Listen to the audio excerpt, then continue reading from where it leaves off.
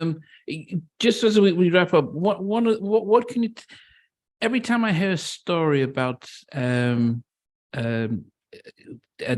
Teddy or Virginia or even New Jack, Big Bub's name comes up from My Prerogative to the Bobby album. Everyone just says, "Yeah, Bub was there. Bub was there." I'm thinking, but how he's like a ninja. What could you tell us about our friend Big Bub? I mean,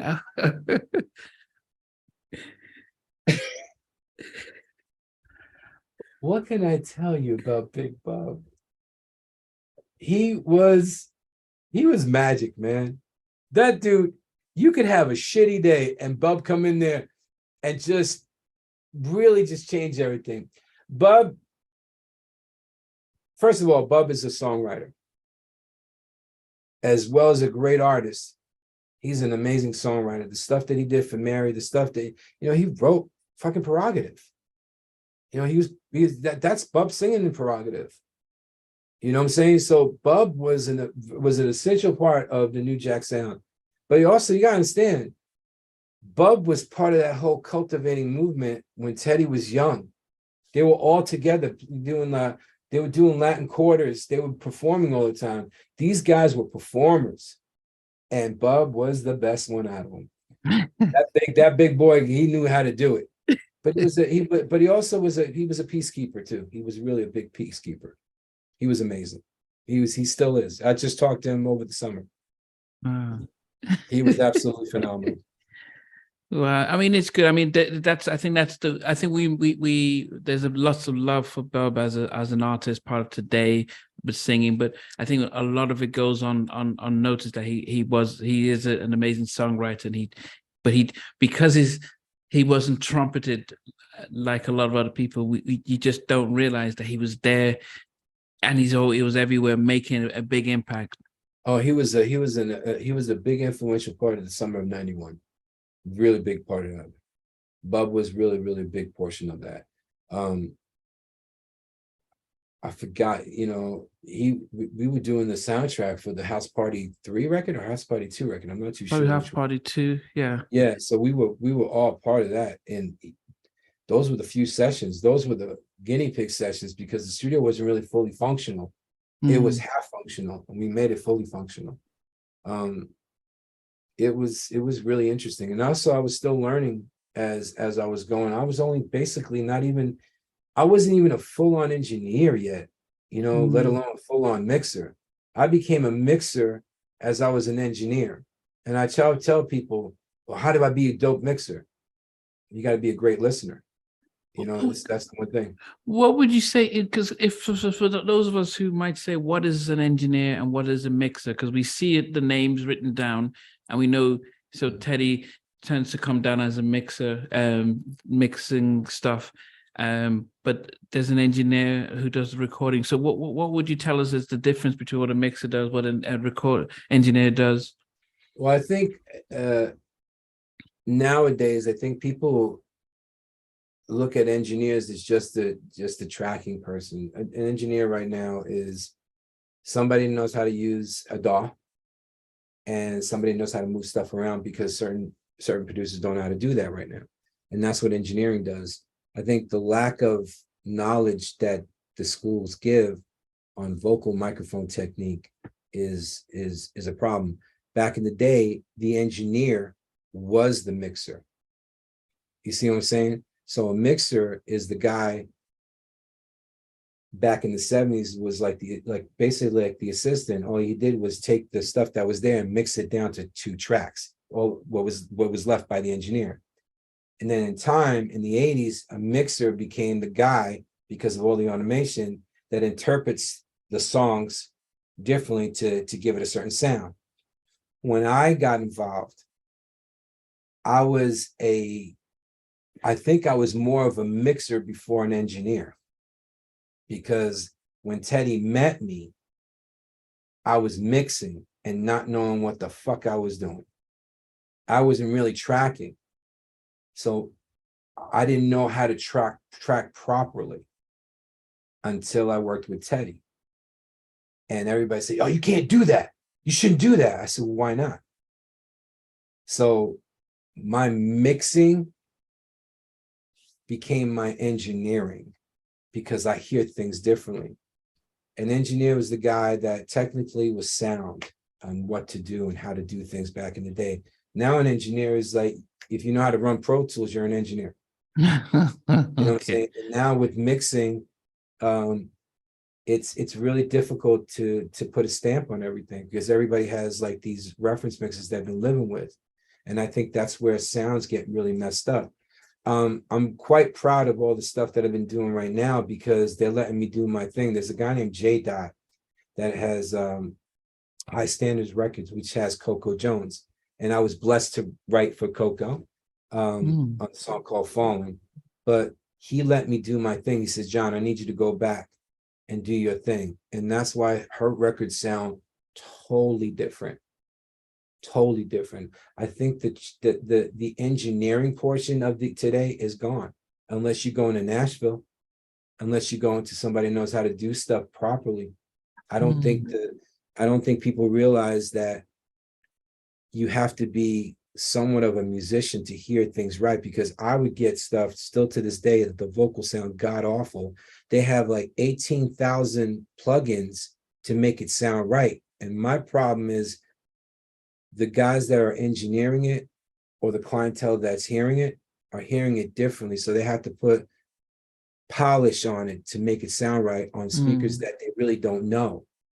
And by the time it gets to me, it sounds like dog shit because I have a pair of speakers that has no frills. That's always been my case. And I think that was one of the main reasons why Bruce loved me so much, is because I wasn't using Yamahas as my main sources. I was using Oratones because my philosophy was, if I can make these motherfuckers jump, then it's going to sound great around the whole world. And I was right. You know, and it's been still to this day, everybody's saying, oh, how the hell are you getting this low end?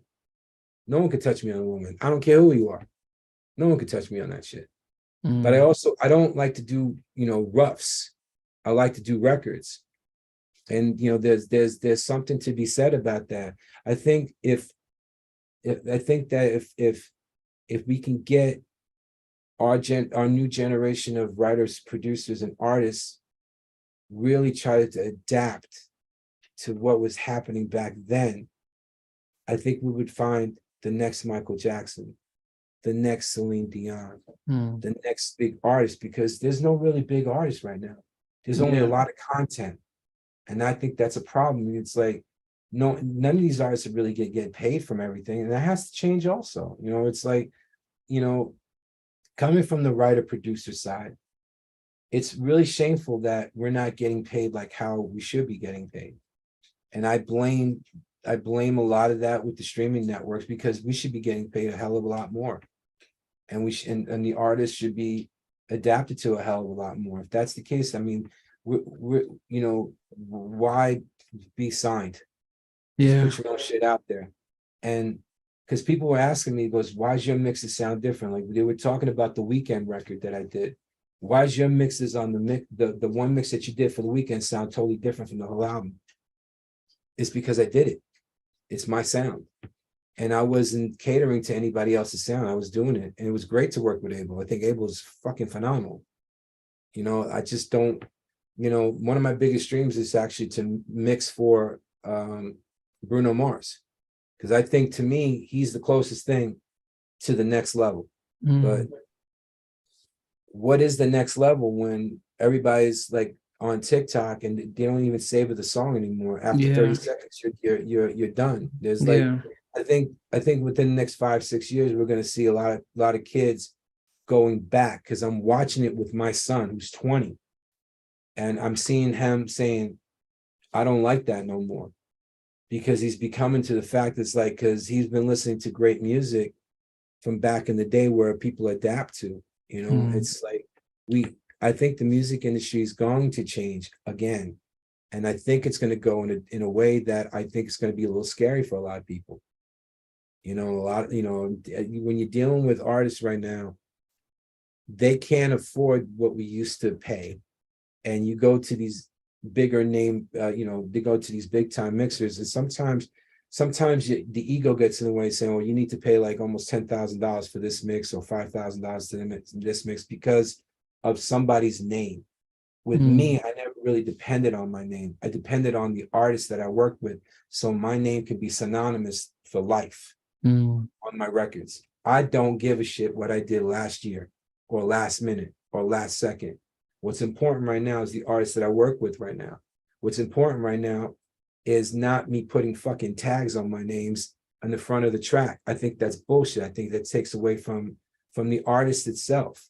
Yeah. You know, I think we're so captivated about. I heard somebody saying that they're gonna put their name as a mixer on a tag. I said, "Are you fucking kidding me?" So it's like, at some point, where do we put a line on quality versus quantity? And I think the ones that we love so much have a great quality. And you got tastemakers right now. Puffy, to me, is probably one of the biggest tastemakers that we've ever had. And he's still relevant. He's still crazy as cat shit. Actually, I loved working with him. He was actually fun. He was actually a real smart guy. But even the tastemaking that Puffy did, people are hating.